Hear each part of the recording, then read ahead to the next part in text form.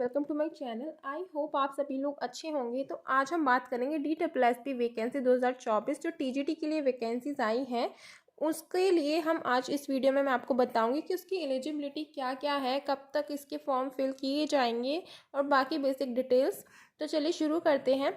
TGT के लिए अलग अलग सब्जेक्टिव वैकेंसी आई हैं।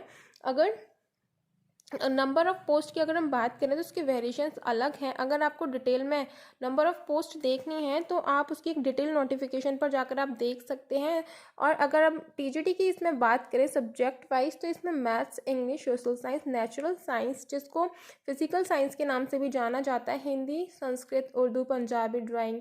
तो ओवरऑल जो वैकेंसी है अगर 5000 प्लस वैकेंसी आई हैं TGT की, तो इसकी जो फॉर्म है वो 8 फरवरी से शुरू किए जाएंगे और 8 मार्च तक आप फिल कर सकते हैं इसके फॉर्म्स को। अगर एज की बात करें तो इसकी जो अपर एज है वो 32 ईयर्स है मेल के लिए।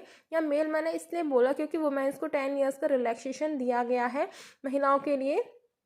OBC कैंडिडेट्स की जो महिलाएं हैं उनके लिए 3 साल का रिलैक्सेशन है। एंड SC/ST वो भी इस फॉर्म को भर सकते हैं 5 साल के लिए एज रिलैक्सेशन यहाँ पर दिया गया है।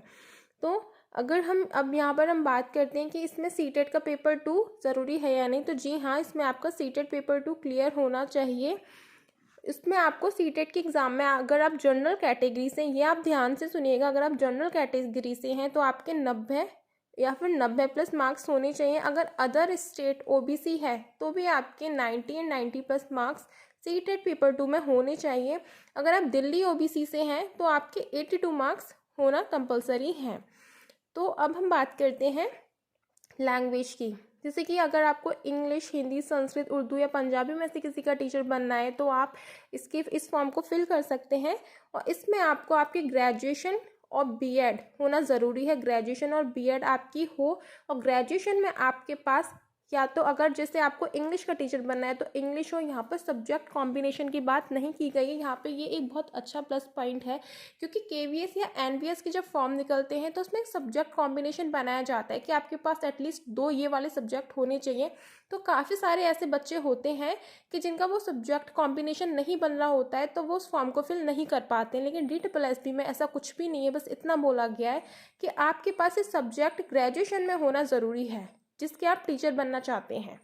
तो अगर आप हिंदी के टीचर बनना चाहते हैं तो आपकी ग्रेजुएशन में हिंदी हो, इतना इनफ है। आपने BEd किया हो, सीटेट पेपर 2 आपका क्लियर हो, आपके 45 मार्क्स उसमें मांगे गए हैं।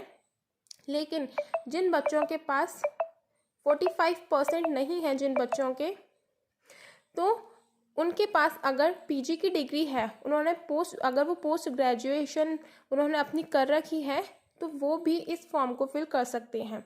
अब हम बात करेंगे नेचुरल साइंस की। नेचुरल साइंस में भी सेम बैचलर डिग्री आपकी होनी चाहिए, BEd होना चाहिए, सीटेट पेपर 2 क्लियर होना चाहिए। या फिर ग्रेजुएशन में अगर आपकी फिजिक्स, केमिस्ट्री, बायो, बॉटनी या जूलॉजी में से कोई भी एक सब्जेक्ट है तो आप नेचुरल साइंस के लिए अप्लाई कर सकते हैं। या मैथ्स की बात करते हैं तो ग्रेजुएशन की डिग्री में मेन सब्जेक्ट आपका मैथ्स होना चाहिए प्लस BEd होनी चाहिए, सीटेट पेपर 2 क्लियर होना चाहिए आपका। सोशल साइंस का जो सोशल साइंस के लिए कॉमर्स के बच्चे भी, जो बच्चे कॉमर्स बैकग्राउंड से हैं वो फिल कर सकते हैं। आपकी ग्रेजुएशन की डिग्री होनी चाहिए, BEd plus CTET paper 2 clear होना चाहिए। आपके पास अगर subject history, political science, economics, business studies, sociology, psychology, इनमें से कोई एक सब्जेक्ट अगर आपकी ग्रेजुएशन में है तो आप सोशल साइंस के लिए अप्लाई कर सकते हैं। अगर आप इस वैकेंसी की तैयारी कर रहे हैं तो आपको बहुत अच्छे से इसकी तैयारी करनी पड़ेगी क्योंकि इसमें एक तो नेगेटिव मार्किंग भी है और जो इसमें आपको NCERT को ही पढ़ना है। इसमें नेगेटिव मार्किंग भी है और इसमें ये जो पेपर इसका आता है बहुत अनप्रेडिक्टेबल होता है। सबसे बड़ी चीज़ ये कि इसका जो सिलेबस है वो DSSP मतलब वो एकदम से उसने पूरा नहीं बता रखा है एग्जैक्ट कि जैसे कि UP सुपर टेट का एग्ज़ाम होता है या CTET का कि हाँ सिलेबस बता रखा होता है। तो जो एग्ज़ाम है बहुत अनप्रेडिक्टेबल आता है। बस इसमें ये कि आपको NCERT बहुत अच्छे से पढ़नी ही होगी। इसमें पार्ट 1 और पार्ट 2 होता है और बहुत अच्छे खासे लेवल पर ये एग्ज़ाम कंडक्ट कराया जाता है। एक और चीज़ कि इसमें इंटरव्यू नहीं होता। आपका अगर एग्ज़ाम क्लियर हो जाता है, ये रिटर्न एग्ज़ाम होने के बाद आपका डॉक्यूमेंट वेरिफिकेशन होगा, देन आपकी ज्वाइनिंग हो जाती है। तो इसमें एक ये चीज़ बहुत सही है कि इसका इंटरव्यू नहीं होता। तो जो भी बच्चे DSSP के लिए इंटरेस्टेड हैं, या जिनका सीटेट पेपर 2 क्लियर है या फिर जिनकी बीएड कंप्लीट हो चुकी है, तो वो इस फॉर्म को फिल कर सकते हैं। और फॉर्म को जल्दी शुरू में ही फिल कर दीजिएगा, क्योंकि लास्ट आते आते काफ़ी सारी चीज़ें मतलब पहले देखी गई थी कि कुछ बच्चों को कोई इशू होता है, कभी कोई इशू होता है। तो जो एक सीरियस कैंडिडेट है उनसे तो यही कहूँगी कि शुरू में ही जैसे फॉर्म निकले तो आप फिल कर दीजिएगा। सो आई होप आपको छोटी सी जो जानकारी है वो पसंद आई होगी। तो वीडियो को लाइक ज़रूर करें, चैनल को सब्सक्राइब करना ना भूलें ऐसी ही और वीडियोज़ के लिए। तो थैंक यू फॉर वॉचिंग।